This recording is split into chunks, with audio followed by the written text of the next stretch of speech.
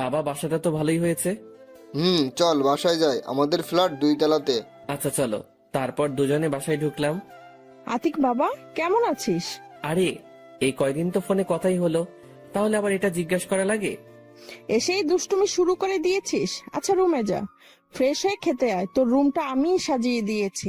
ও, ভালোই করেছো, আমার আর কষ্ট করতে হবে না। তারপর আমি রুমে গিয়ে ফ্রেশ হয়ে খেতে এলাম। মা, ভাইয়া কোথায়? তোর ভাইয়া ওর বন্ধুর বিয়েতে গেছে, কালকেই চলে আসবে। আরে এখন খেতে দাও তো, প্রচুর ক্ষুধা লাগছে। তারপর আমি খেয়ে দিয়ে আমার রুমে গেলাম। ও, আপনাদের তো পরিচয় দিতেই ভুলে গেছি। আমি কাব্য আহসান আতিক। সবেমাত্র এইচএসসি দিয়েছি, আর রেজাল্টও ভালো হয়েছে, তাই ভার্সিটিতে অ্যাপ্লাই করেছি। এখন রেজাল্টের অপেক্ষায়। আমার বাবা একজন ব্যবসায়ী। আমরা 3 ভাই। বড় ভাই বিয়ে করেছে, তার একটা বাচ্চাও আছে, তবে তারা আমার পরিবার থেকে আলাদা থাকে। তাই আমি, মেজো ভাই এবং বাবা মা নিয়েই আমার পরিবার।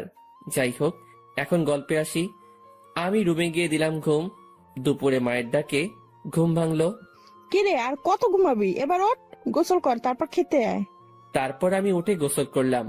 কিছুক্ষণ পর নিচে ডাক পড়লো।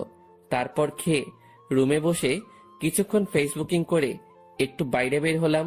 তারপর কিছুক্ষণ ঘুরে বাসায় ফেরার সময় গেটের কাছে যেতেই দেখি সকালের মেয়েটা আমার সামনের রাস্তা দিয়ে হাঁটছে। মেয়েটা আমাকে দেখেই তেলে বেগুনে জ্বলে উঠল। কিরে, তুই এখানে আমার পিছু নিয়ে এখানে চলে এসেছিস নাকি? আরে, আপনি কি বলছেন?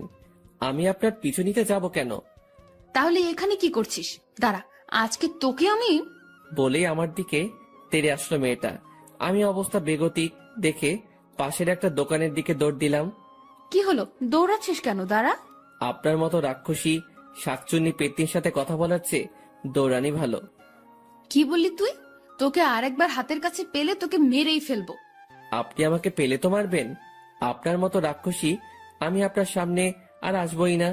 বলেই দৌড় দিয়ে একটা চায়ের দোকানের সামনে গেলাম। বাবা, তোমার কিছু লাগবে? জি কাকা, আপাতত 1 কাপ চা দিন। আচ্ছা বাবা, দিচ্ছি, তুমি বসো। তারপর কাকা চা বানিয়ে দিল। চাটা খেয়ে বিল দিয়ে বাসার দিকে গেলাম। আর ভাবতে লাগলাম, এই মেয়েটা এখানে কি করে?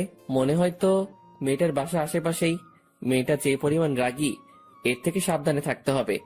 তারপর আমি বাসায় পৌঁছালাম সন্ধ্যার পরে। এখন পড়াশোনা নেই, তাই গল্প পড়ছিলাম।